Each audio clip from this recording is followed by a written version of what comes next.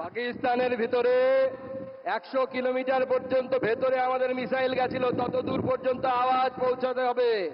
पाकिस्तान के अंदर तक आवाज पहुंचना चाहिए। भारत माता की, भारत माता की। মহান দেশের মহান নেতা নরেন্দ্র মোদী জিন্দাবাদ, মহান দেশের মহান নেতা নরেন্দ্র মোদী জিন্দাবাদ, জেপি নাড্ডা জিন্দাবাদ, ভারত মাতা কি। বন্ধুগণ, আজ আমাদের চরম সৌভাগ্য যে অপারেশন সিঁদুরের পর আমাদের 22 এপ্রিল মা বোনেদের মাথার সিঁদুর পাকিস্তান মিটিয়ে দিয়েছিল, পাকিস্তানের সাহায্যপ্রাপ্ত জঙ্গিরা মিটিয়ে দিয়েছিল। তার প্রতিশোধ যার নেতৃত্বে ভারতবর্ষ নিয়েছে, সেই যশস্বী প্রধানমন্ত্রী আজকে আমাদের মাঝে অপারেশন সিঁদুরের পর এসেছেন। তাকে হাততালি দিয়ে স্বাগত জানাবেন, অভিনন্দন জানাবেন এই আলিপুরদুয়ার তথা ডুয়ার্সের পবিত্র মাটিতে।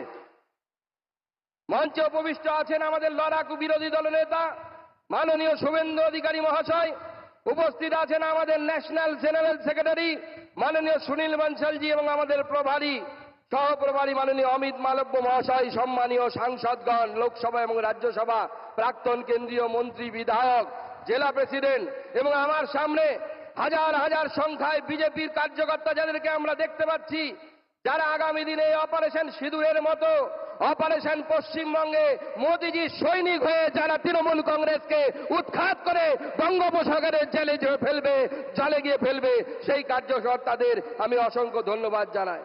আমার বাগান থেকে আসা গোর্খা ভাই বোনেরা, দাদারা, তাদেরকে আমি আমার নমস্কার জানাই। আমাদের আদিবাসী ভাই বোনেরা, ভগবান বিরসা মুন্ডার সন্তান যারা, তাদেরকে আমি আমার সম্মান জানাই, নমস্কার জানাই এবং আলিপুরদুয়ার সহ ডুয়ার্সের প্রত্যেকটি মানুষকে এই পবিত্র ভূমি থেকে আমি নমস্কার জানাই। আজকে বন্ধুগণ, মাননীয় প্রধানমন্ত্রী বিজয় সংকল্প যাত্রার মধ্য দিয়ে পশ্চিমবঙ্গের বিজয়ের রথ আজকে থেকে আলিপুরদুয়ারের মাটি থেকে শুরু হচ্ছে। নরেন্দ্র মোদী সরকার আসার পর প্রথম কেউ উত্তরবঙ্গের মানুষকে মানুষ মনে করেছে। তার আগে কলকাতায় শুনতাম আমরা নর্থ বেঙ্গল মানে নর্থ বেঙ্গল। এখন সেই নর্থ বেঙ্গল থেকে মাননীয় প্রধানমন্ত্রীর হাতে 110 কোটি টাকার গ্যাস পাইপ প্রকল্প আজকে এই মাটি থেকে চালু হলো, যা আপনাদের বাড়ি বাড়ি গ্যাস পৌঁছে দেবে। আগে কেউ কোনোদিনও ভাবেনি। যখন বন্দে ভারত, পশ্চিমবঙ্গে যখন প্রথম বন্দে ভারত চালু করার ব্যবস্থা হলো, আমরা জানতাম বন্দে ভারত চালু হলে কলকাতা থেকে অন্য কোথাও চালু হয়। নরেন্দ্র মোদীজি সেদিন কলকাতায় আসার কথা ছিল, ওনার মাতৃবিয়োগ হয়েছিল, মা মারা গেছিলেন। সেই অবস্থাতেও মাননীয় প্রধানমন্ত্রী ভার্চুয়ালি থেকে প্রথম বন্দে ভারত পশ্চিমবঙ্গের যখন চালু করলেন, কি চালু করলেন? কলকাতা টু এনজিপি, যাতে কলকাতার লোকেরাও সুবিধা পায় আর উত্তরবঙ্গ যে নর্থ বেঙ্গল, যাকে নর্থ বেঙ্গল বলা হতো, সেই নর্থ বেঙ্গলে যেন বন্দে ভারতের মধ্য দিয়ে জুড়ে যায়। আজকে কত বন্দে ভারত আমাদের উত্তরবঙ্গের মধ্য দিয়ে যাচ্ছে।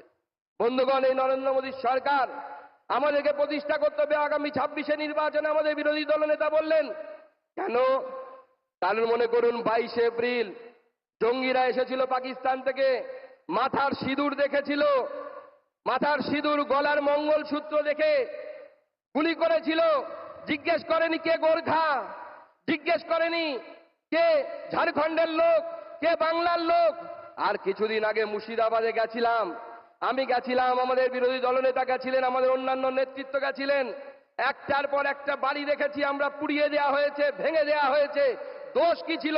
যারা পেহেলগাঁওতে মারা গেছিল তাদেরও একটাই দোষ, আর মুর্শিদাবাদে যাদের বাড়ি ঘর ভেঙে দেওয়া হয়েছিল তারা পালিয়েছিল, একটাই দোষ, তারা মাথায় সিঁদুর পরেন মহিলারা, গলায় কাঠের মালা রাখেন, গলায় মঙ্গলসূত্র রাখেন। তাই কাশ্মীর আর মুর্শিদাবাদ এক হয়ে গেছে। এই শক্তির বিরুদ্ধে আমাদের সকলকে গর্জে উঠতে হবে, লড়াই করতে হবে, আর সেই লড়াই নরেন্দ্র মোদীর নেতৃত্ব হবে। 26 আমরা মমতা বন্দ্যোপাধ্যায়ের এই জেহাদি সরকারকে উৎখাত করে বঙ্গোপসাগরে ফেলবো। সেই জন্য সবাই তৈরি হন, দুই হাত মুঠ করে আমার সাথে সংকল্প নিন, ভারতবর্ষের পতাকাকে উপরে তুলে ধরুন আর বলুন ভারত মাতা কি, ভারত মাতা কি, ভারত মাতা কি। জয় শ্রীরাম, জয় জয় শ্রীরাম। মহান দেশের মহান নেতা নরেন্দ্র মোদী জিন্দাবাদ, নরেন্দ্র মোদী জিন্দাবাদ।